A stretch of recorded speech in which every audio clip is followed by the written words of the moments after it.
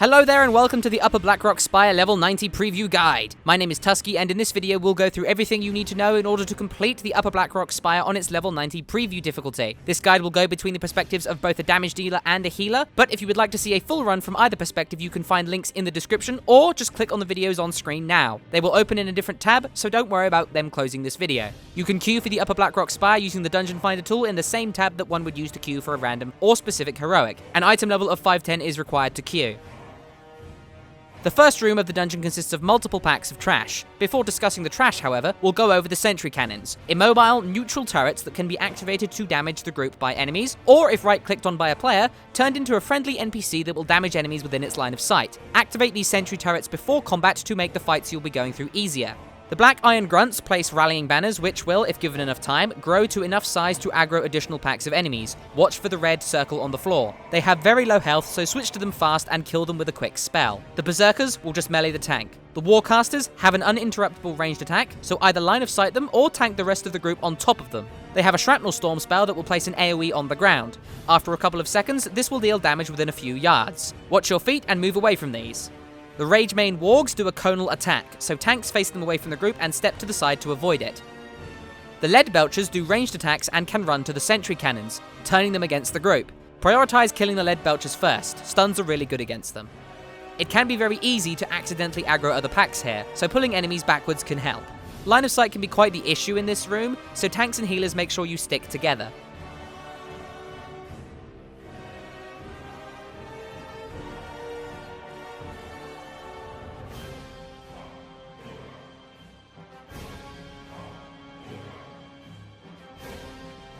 Once you clear the room, head up into the corridor to the first boss room. There's a small pack of Black Iron Apprentices that can be easily AoE down, and then you can right-click on the rune conduits to deactivate them. Deactivate them all and the boss fight will start. Orbender Gore-Ashan will remain in the center of the room atop the platform and deal ranged damage to the tank. The group should stack on the platform to allow for AoE healing. As soon as the fight starts, a lightning orb will begin to circle the lower area, dealing damage to anyone caught in its radius. If you're on the upper platform, you'll not be hit by this. But since you do have to jump down during the fight, be wary of its position and use personal survivability spells to help survive any encounters you have with it. Gore-Ashan will periodically use Shrapnel Nova, dealing heavy damage to everyone on his platform. You can avoid the damage by jumping down, but healers be prepared to AoE heal once this ability goes off, in case anyone misses it. Gore-Ashan will also place magnetic spikes near players on the lower area, which steadily pushes them away. These aren't a big deal, just be aware that you may have to put some extra effort into your movement as you go through these.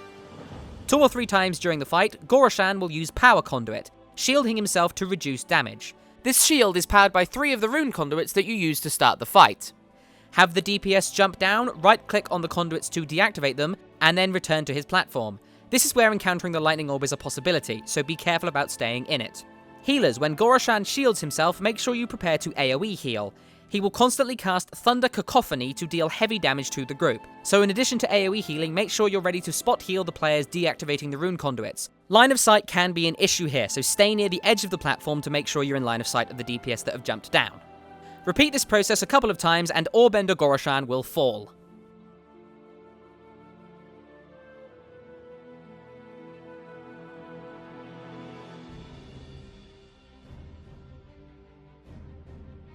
There's little trash up until the second boss, but there are a couple of important abilities to note. The large Draconid monstrosities have a casted cleave attack called Eruption. Tanks face them away from the group and do not get hit by this, as it will disorient you and you will lose aggro for a short time.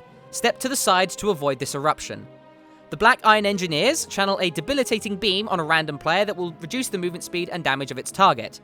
Healers, you can dispel this, but it's not really worth doing so since the beam will just instantly reapply the debuff. A much better solution is to just interrupt the engineer. This will deal with the ability entirely and get rid of the debuff. Finally, the Black Iron Alchemists will throw rejuvenating serums onto the trash packs. This is a dispellable buff that will just heal them. Use your offensive dispels to deal with this.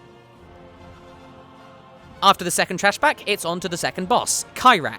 Before we discuss him, it's important to note that he comes with a pair of Draconid monstrosities. You want to kill these before going on to the boss. They, just like the trash, do an eruption conal attack that must be avoided by the tank. Make sure you face them away from the group and step to the side to avoid this, or you will lose aggro on the boss. Kyrak himself will periodically use Debilitating Fixation to focus a random player and chase them, slowing them simultaneously. This can be very easily dealt with by just interrupting him. Tanks, you can really shine here with a quick interrupt before the boss even has a chance to go anywhere. His next ability is Rejuvenating Serum, just like the trash. Use Offensive Dispels to remove this heal on Kyrak and his adds. Finally, Kyrak will use Vile Blood Serum, throwing poisonous pools at every player in the group. Stay out of these pools and remain spread out throughout the fight to avoid getting hit by multiple ones at the same time.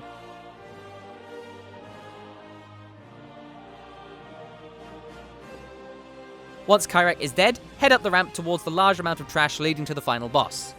Here, you'll face more Black Iron soldiers. The summoners will spam a Fireball spell, can use a Frost Nova to root and deal damage to the group, and will try to summon reinforcements. Stuns and interrupts lock down these spells very nicely. The Black Iron Elite are very dangerous. They'll randomly charge a ranged raid member, knock them back, and deal extremely heavy damage to them.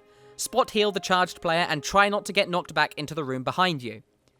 The elites also do a casted intimidating shout that can disrupt the group heavily. Interrupt this and use anti-fear effects if one of these shouts gets off. These two spells make the elites very dangerous and they should be focused first. Thankfully, there's only one of them in each group. The Black Iron Veterans use Shield Smash for damage on the tank. The Black Iron Dreadweavers spam a Shadowbolt spell and will use a Veil of Shadow to reduce healing on random players. This is a curse, so druids, mages, and shaman can remove it, or you can just interrupt the cast to deal with it. Finally, the Black Iron Siege Breakers hit hard, have a Conal Smash, and can enrage for extra damage and attack speed. Use anti-enrage effects like Tranquilizing Shot as a hunter, Soothe as a druid, or Shiv as a rogue to help mitigate the Siege Breakers' damage. Mostly you just want to be careful as you pull here. Pulling multiple packs can be devastating, so take your time and consider line of sighting enemies backwards to lower the risk of fighting more than one group at a time. Tanks, keep your eyes open and make sure you keep aggro on everything. Watch for unexpected extra groups as a result of a fear or from a lousy group member.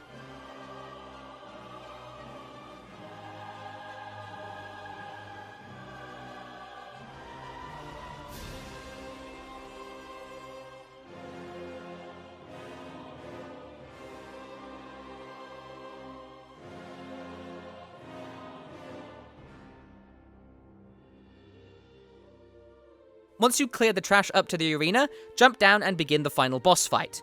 There will be 3 waves of Black Iron enemies and then a boss. All of the Black Iron enemies will be trash that you have encountered already. The first wave of enemies consists of Black Iron Lead Belchers, which do ranged damage, Ragemaw Wargs, which do a conal attack that can be stepped out of, and Vilemaw Hatchlings, which will circle the group from above and deal damage. Ranged, shoot down the Vilemaw Hatchlings if you can. They don't have much health and they're very easily killed. Make sure you tank the Ragemaw Wargs facing away from the group and you step out of their conal attack. The second wave of enemies consists of Black Iron Berserkers, which again just deal damage to the tank, and Black Iron Dreadweavers, which do a Veil of Shadow and cast Shadow Bolts. Use Anti-Curse Dispels or interrupt the Veil of Shadow cast. There will also be more Vilemaw Hatchlings for the range to shoot down. The third wave of enemies consists of Black Iron Engineers, which use a debilitating ray that should be interrupted, Black Iron Veterans that deal damage to the tank with Shield Smash, Black Iron Summoners, which do Fireballs, a Frost Nova, and can summon more enemies, so interrupt and stun them, and more Vilemaw Hatchlings. Shoot them down, ranged. The final wave is a single large enemy called the Iron Barb Skyreaver. It will immediately soar up and pick up the boss, and then circle down to the gate. Ranged, deal as much damage as you can during this time. At this point, both the Skyreaver and the boss, Commander Tharbek, will attack the group. Focus the Skyreaver first. It will place poison pools around the room, stay out of them, and do an extremely dangerous Channeled Breath attack. It has a cast time and can kill someone very quickly. Keep an eye on it and step out of the breath as soon as you can. It has quite the range, so try to move to the side as opposed to away from it. Healers, be prepared to heavily heal anyone who gets caught in this breath. You likely can't save them, but you could heal them enough to prevent a potentially fatal tick of damage. Once the Iron Barb Skyreaver dies, it's just Commander Tharbek. He uses a charge attack that will hit anyone between him and his target, so stay spread out. He will also throw an axe at a player, which deals incredibly heavy damage. It will then spin on the ground for even more heavy damage. As soon as this axe is thrown, move away and use movement speed increases to get away from it. As it spins, it will continue to move around, so keep an eye on your feet and be prepared to move. Tharbek can have several of these axes up at once, and each is very dangerous. Avoid them all.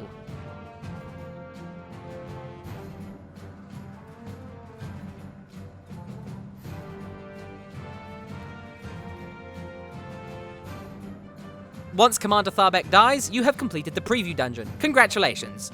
That's it for this guide. If you have any thoughts, questions, or suggestions, you can contact me using the links in the description, or you can just leave a comment. Thank you very much for watching, and I wish you the best of luck in the Upper Blackrock Spire.